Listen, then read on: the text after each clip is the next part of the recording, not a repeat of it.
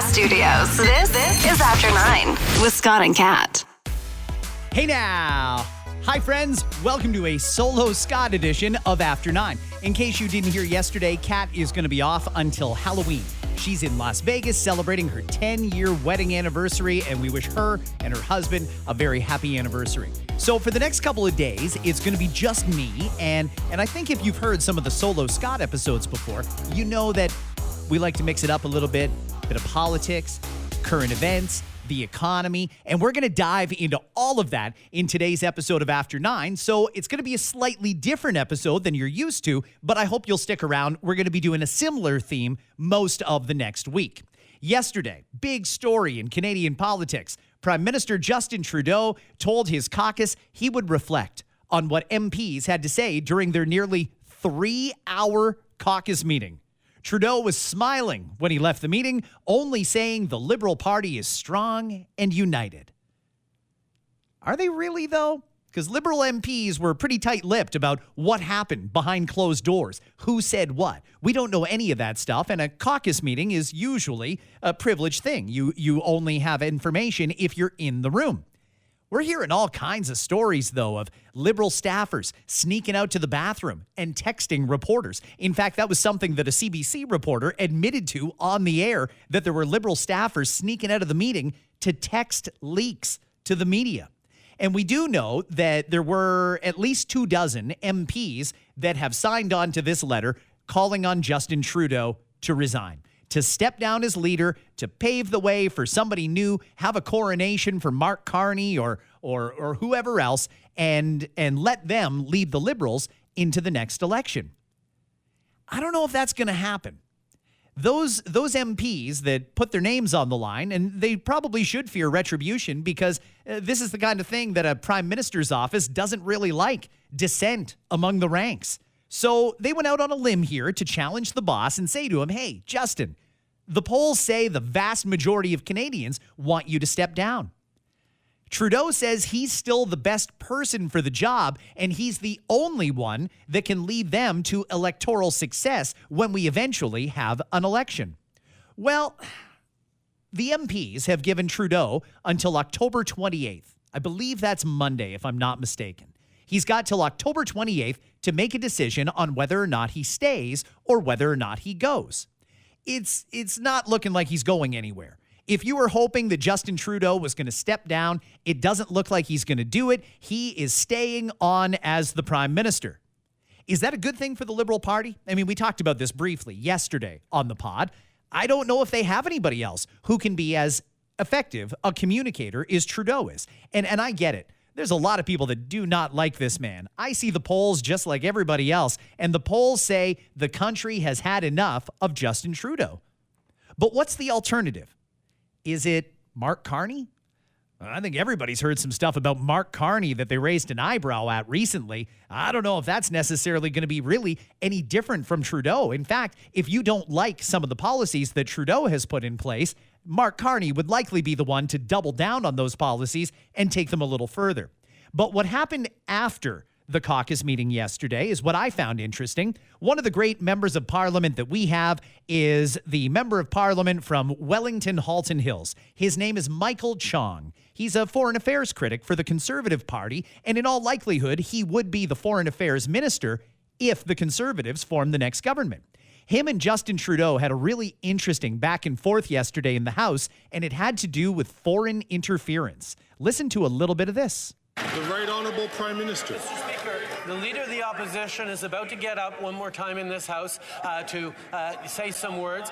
I recommend that at this point he choose those words to apply to explaining to Canadians why he will not get the necessary security clearance from our national intelligence agencies to be able to protect not just his party and their institutions and their members, but all Canadians.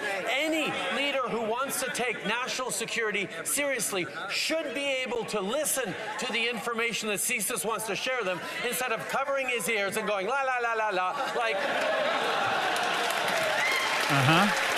Okay. Honourable member from Wellington Halton Hills. Mr. Speaker, I'll tell you the briefing the leader of the opposition will take. He'll take the same kind of briefing the Washington Post got on classified information from the National Security and Intelligence Advisor and the Deputy Minister of Foreign Affairs. He'll take the same briefing that I got under Section 12.1 of the CSIS Act, threat reduction measures to reduce threats to the security of Canada. He'll take the same classified briefing that the Prime Minister has been all too willing to give to this House when it suits him, such as the classified information he revealed about Mr. Najjar's killing a year ago and other classified information revealed in the last several weeks about India. That's the kind of briefing the leader of the opposition will take.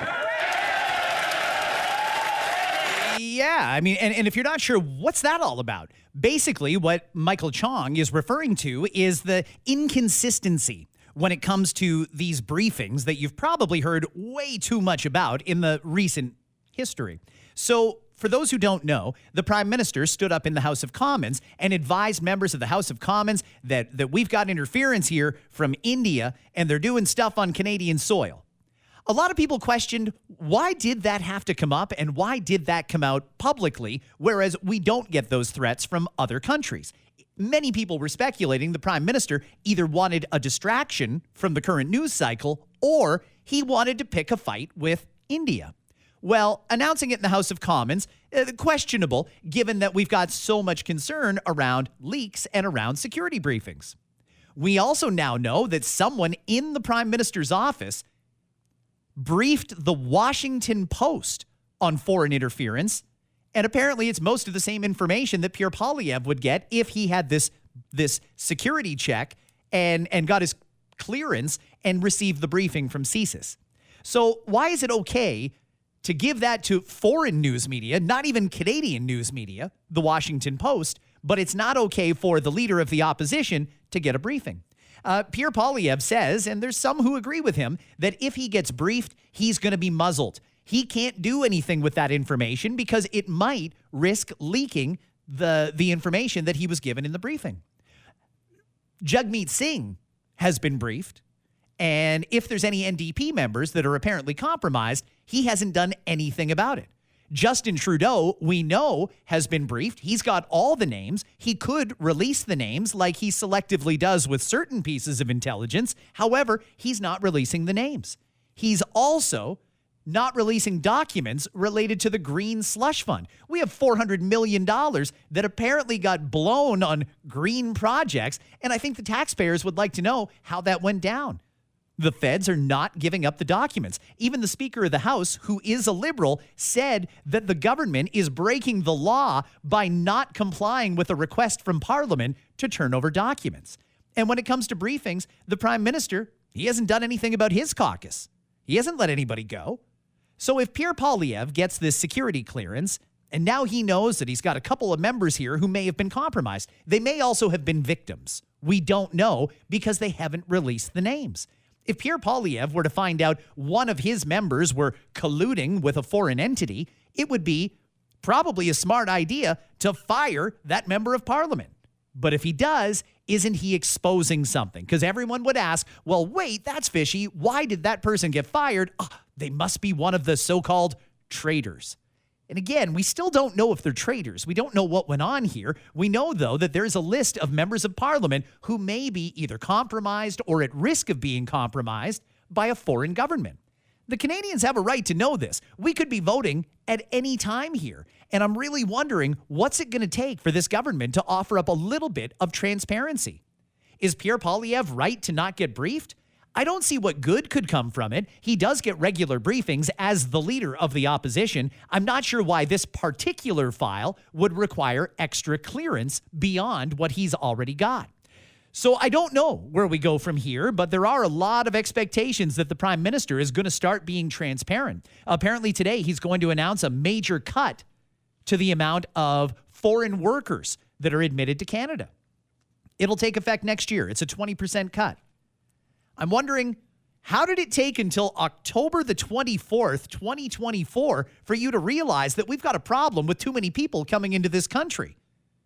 We have a real problem with Canadians not being able to find jobs because there are so many foreign workers taking up those jobs. We're talking low skill, low wage. These would be your quick serve restaurants and things like that. Jobs that typically might have gone to younger people. that are now being replaced with foreign workers. The Prime Minister is still going to let in 400,000 next year. This cut, 20%, yeah, it's big, but is that enough? And do we even have homes for these 400,000 people to live in when they come here? I don't know what the answer is. I really don't. But civility needs to return to federal politics because what's going on right now is scary. We've got a government warning us that the leader of the opposition is some horrible person and he's corrupted and blah, blah, blah. He can't even get security clearance. It's not that he can't get security clearance. He's already cleared. He's the leader of the opposition, and he's a member of the King's Privy Council. He's had security clearance since he was in Stephen Harper's cabinet. If he does take this briefing, he won't be allowed to talk about it, and he also really can't act on it without exposing the information he's been given. Tom Mulcair is the former leader of the federal NDP. He was the leader before Jagmeet Singh. Even he said it would be crazy for Poilievre to take that security briefing and then learn that information because he really can't act on it.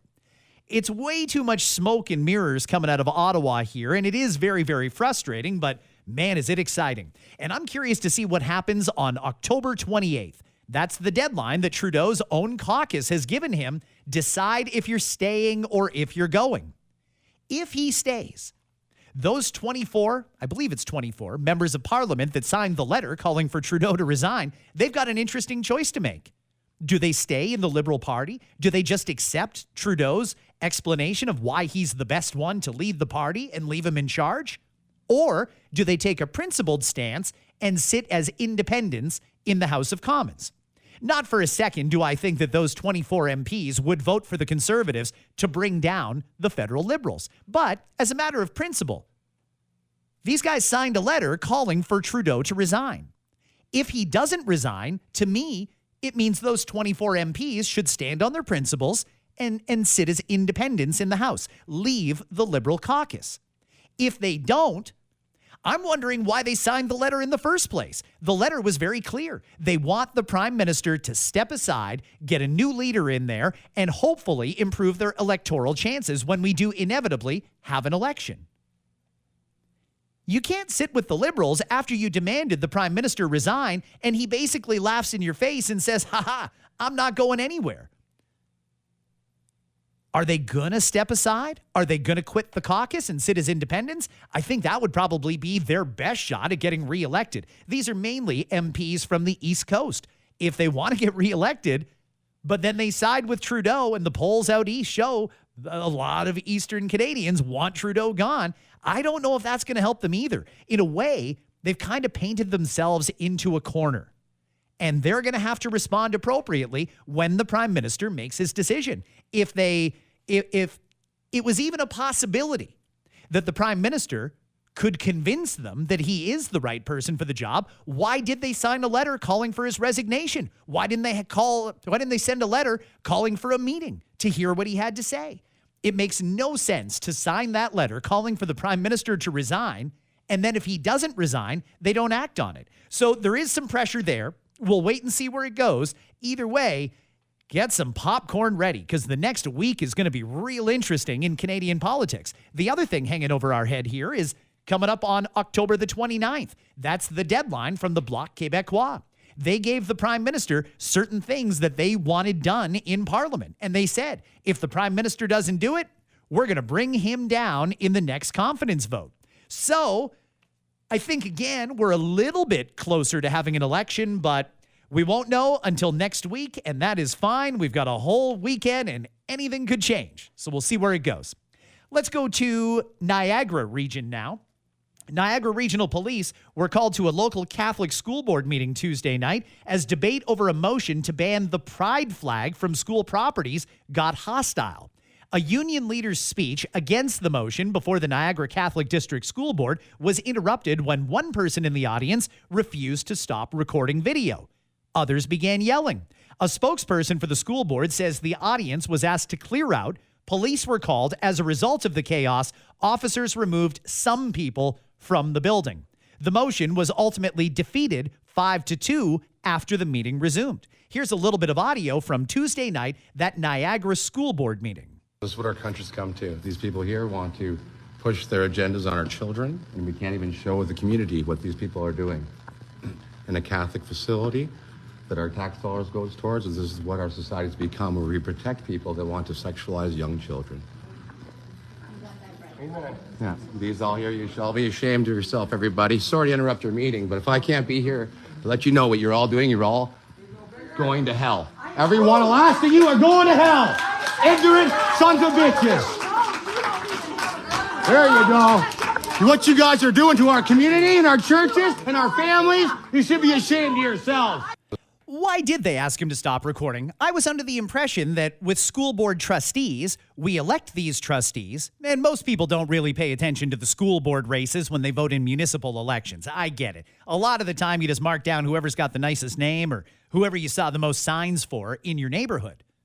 But these people do have power. They have power to implement policies, to remove policies, and so on and so forth. It seems to me that the issue of this pride flag thing is a very passionate one for a lot of people. And I don't understand why we're piecemealing together these different meetings here and then saying things like, well, you can't record this meeting. I think these meetings, given that these decision makers are elected individuals, given that they get paid by the taxpayers, I think that these meetings should be wide open for everybody. And it really does seem like there's too many of these debates happening in individual areas. Maybe we should move this debate up. Maybe we should do it at the provincial level or the federal level. Maybe we should have a national conversation about it. I'd kind of like to know where the majority lies. Does the majority feel that we should only display the Canadian and Ontario flags in front of schools? Or does the average Canadian feel there's room to put up things like a pride flag and to put up other flags for other movements and so on and so forth? I really don't know where the public stands on this, but I do know that these meetings are getting really, really ridiculous. It's not civil. It's not a great discussion. There's just way too much politics being played here. And with passionate people on either side, there we go. It's tough to do these solo, by the way. Sorry. With passionate people on either side, I feel like we need somebody to intervene on a higher level. I don't think the Ontario Ministry of Education has any desire at all to wade into this argument, but I do think that somebody has got to grab the bull by the horns here and make a decision. Are we displaying these flags or are we not displaying these flags? If we are, is it only during Pride Month or is it going to pop up for other days like National Trans Visibility Day and so on and so forth? And what if somebody else wants to fly another flag for another movement? Is that allowed? I'd really like to see a little bit of clarity here because I really do not like watching what's going on at these various school board meetings. Somebody's going to get hurt. Like I said, there's passionate people on either side, and somebody is eventually going to get hurt, and we don't want that. So hopefully cooler heads will prevail, and we can come to some sort of a consistency so that across the province, we just have a uniform policy on flags. And maybe that's what it needs to come to. By the way, speaking of the province, the education minister, Jill Dunlop, who's doing a real great job right now, by the way, I think she's made some great changes and probably more to come. She is now calling on the federal government to deliver more for the national $10 a day childcare program beyond the current agreement. The education minister wrote a letter to the federal families minister arguing that the sustainability of the program is in jeopardy without more funding from the feds. The province has used federal funding so far to cut fees in half for parents, with a further reduction coming January the 1st. But they say the money isn't there. There isn't much left to help operators add more spaces or implement a wage grid for early childhood educators to help ease a recruitment and retention crunch. Again, can we please get this figured out? Can we please figure this out? We were told, was it 2 years ago now, maybe 3, we're implementing a national $10 a day childcare program. Where is it? Is anybody paying $10 a day yet? I know they said it would come in increments and it would take a while to get to $10 a day. I'm glad to say that the price has come down by half, but what is going on? Now we've got the province saying it isn't sustainable to keep going with the current funding formula. Are we going to have to cancel $10 a day childcare before the fee even gets down to $10 a day? When can parents look forward to $10 a day childcare? And it's very confusing right now. Do you look at the federal government or do you look at the provincial government? The feds provide the money. The province is supposed to implement it. Do we even have enough early childhood educators? Are they happy doing what they're doing? I hear nothing but they're underpaid. I hear nothing but complaints about daycare centers. In fact, just the other day, they were protesting on the lawn at Queen's Park. Some of them closed down for a day, leaving parents scrambling so that they could go and protest for more funding. Some of these childcare centers are saying, if something doesn't change, we're going to have to go back to the old way we did it, and that'll mean no $10 a day childcare. Parents will pay full price. We won't be in the government program. How much money got wasted so far? How much more is it going to take? And when are we going to have $10 a day childcare? Personally, I don't love it. I get that it's going to help out a lot of people because the bills are high right now.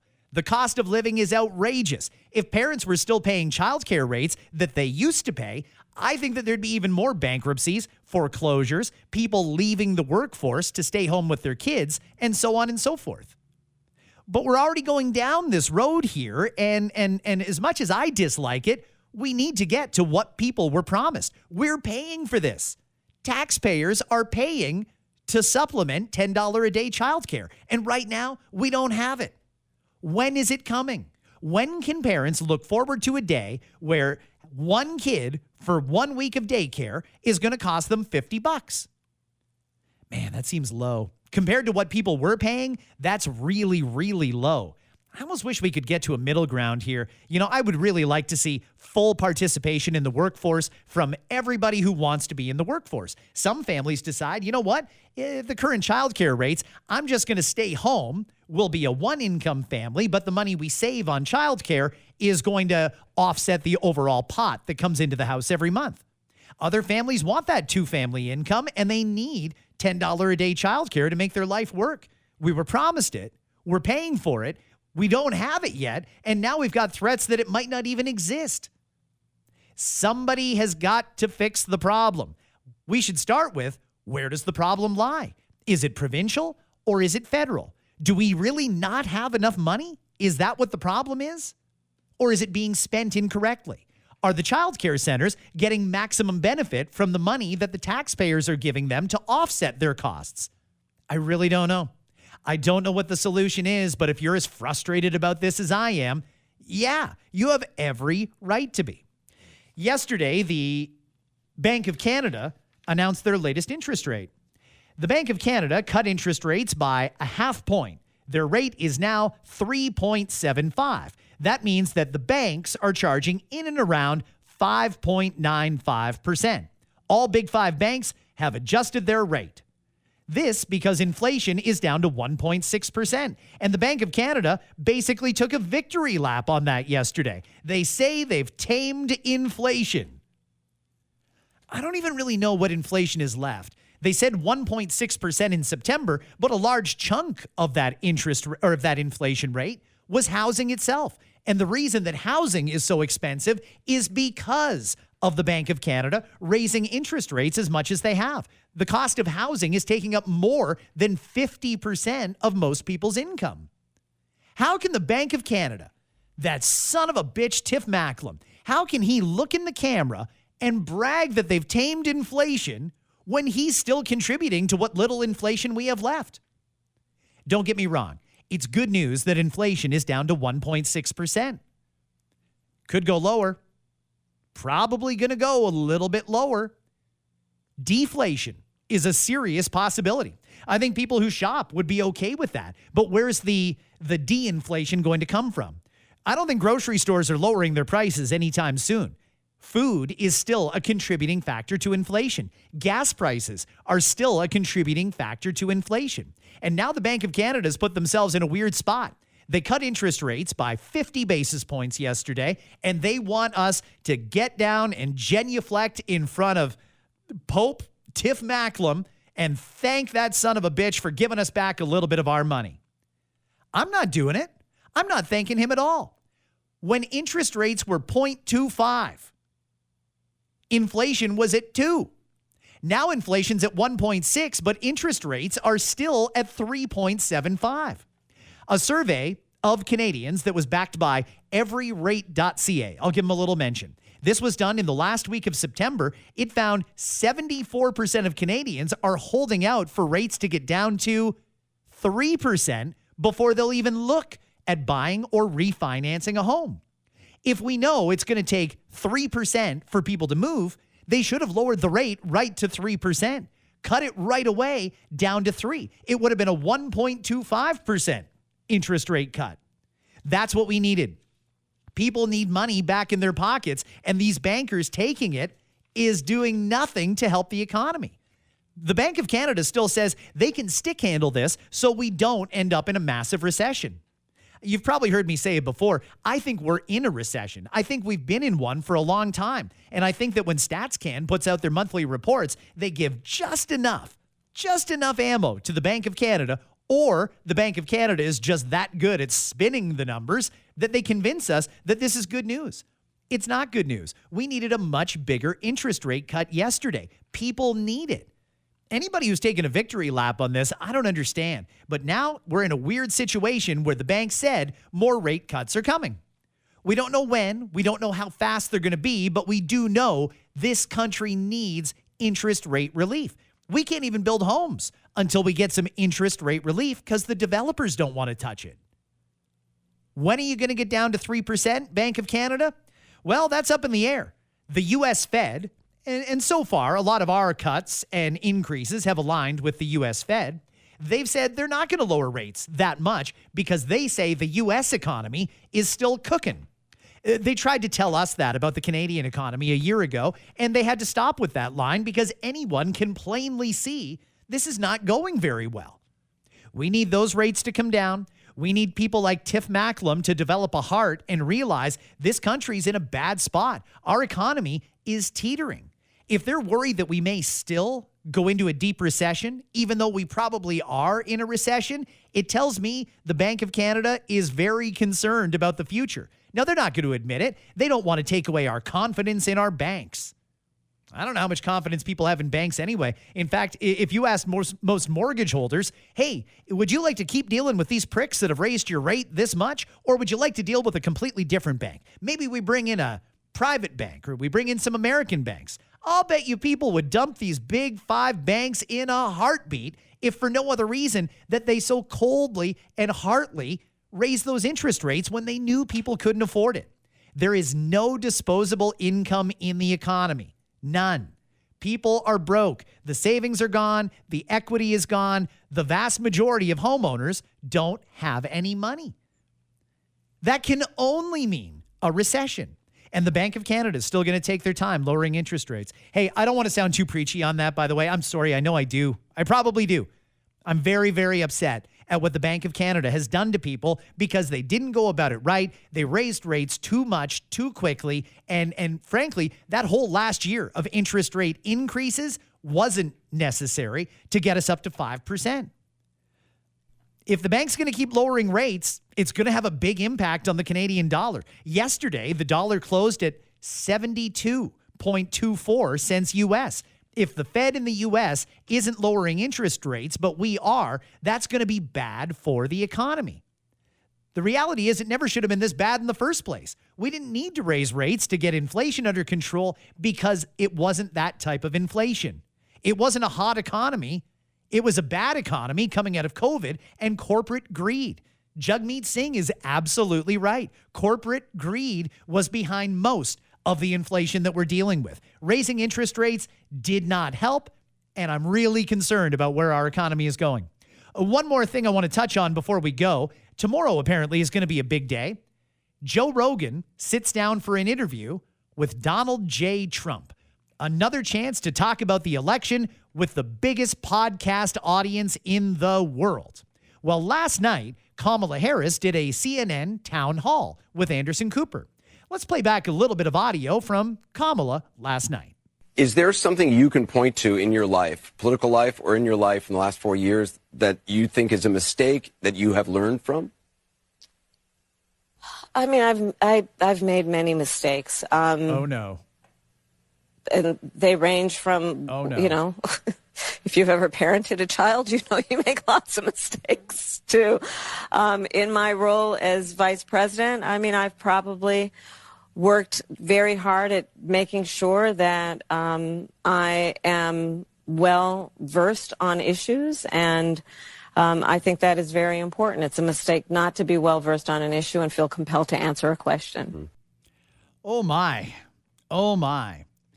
How is this going? How do you think this is going? Because, I see the polls, and it's not like I'm only watching them on Fox News or MSNBC or CNN. I flip around. I see the polls, and in the swing states, it's pretty compelling that Donald Trump is cruising toward a pretty major election night victory. That's the way it looks. Now, Kamala Harris has got a couple of weeks here, just under 2 weeks, to try and turn this ship around. Didn't seem like she was ready for that question last night, and it's not the first time she's been asked that question. What mistakes have you made? People want to know that if they vote for Kamala Harris, that it's not going to be Joe Biden 2.0. People were very unhappy with what's happened over the last 4 years, and that's why Donald Trump is in the position he's in. A lot of money got sent overseas and wasted. There was wars. There was a massive border crisis and so many other things that have America upset. And what they want to hear from Kamala Harris, if anyone on the Kamala team is listening, what you need to do here is you need to explain the difference between you and Joe Biden. They might even be willing to give you a pass, because I get it. There's a lot of people who don't like Donald Trump, or they don't like Donald Trump's style. But he's going to win this election. He's going to win it unless Kamala Harris comes up with some way that she's different from Joe Biden. And in the months since she got the nomination, didn't go through the primaries, so she was basically acclaimed the leader. She still doesn't have a good answer for what would be different under her compared to Joe Biden. Here's another question. In terms of their taxes. Right now, Anderson, the document, it is well documented that some of the richest people in our country have gotten away with a zero tax rate. But if you're earning $500,000, $600,000, $700,000 under your plan, there's a good chance your taxes go up. We can't have this conversation without knowing it's a very complicated situation, right? If you're talking about a small business owner, I'm going to cut taxes for small businesses, right? Because I know that they need the overhead, the money that they need for overhead to actually benefit the growth of their business, which benefits our economy as a whole. So I think everybody can get behind that. Small business tax cut. Yeah, absolutely. Small business does need a tax cut. Kamala, we need it in Canada far more than Americans need it down there. I get it. Small business, they should get a tax cut. There's other tax cuts on the table. From the other side, though, Donald Trump wants to cut the taxes on tips and cut the taxes on overtime. That's a policy that I feel like we should be discussing, but there's no discussion about policy. It's very similar to what's happening in Canada. It's a lot of calling your opponent a threat to democracy without actually discussing any policy. Kamala was on a CNN town hall last night, 2 weeks away from the election, and what did she say? If you're earning $500,000, $600,000, $700,000 under your plan, there's a good chance your taxes go up. We can't have this conversation without knowing what. What do you mean we can't have this conversation? That's exactly the conversation we should be having. If you're proposing that we raise taxes on the highest income earners, do you mean the percentage that they pay? Should they just pay a flat rate? People need to know these things. We can't vote for these people if we don't know what they're going to do. And it seems like there is this huge effort, left and right, Canada, America. Same thing going on where nobody actually wants to discuss their policy. We know Americans are voting in 2 weeks. They should be having this conversation. We Canadians could be voting before Christmas, depending on what happens next week. It'll most likely be in the spring. I don't think this parliament is going to last until next October, so it'll likely be in the spring that we have an election here in Canada. Pierre Poilievre wants to be prime minister. He is running away with this race in the polls. I've heard some slogans. I've heard some headlines about what Pierre wants to do, but this is the time that we should be talking about policy, discussing how we want our country to go after that election happens. And there's not a lot of talk about policy. Very, very frustrating, this crop of politicians, but I can't do any more because I'm losing my voice. Thanks for that, Kat. Have yourselves a great day, everybody. We will see you tomorrow with more After 9.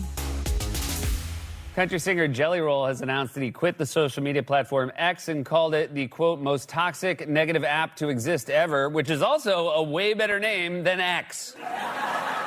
There are even reports that fast food chain Chick-fil-A is starting a streaming service, not to be confused with Taco Bell, which causes you to start streaming.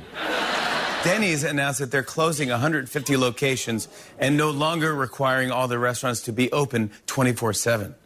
My customers heard and were like, well, I guess I'll be taking my parking lot murders elsewhere. Good day to you, sir. The airport in New Zealand recently posted a sign to limit the amount of time for curbside drop-offs that says, quote, max hug time 3 minutes, while Newark Airport posted a sign that says, please bang when you get home.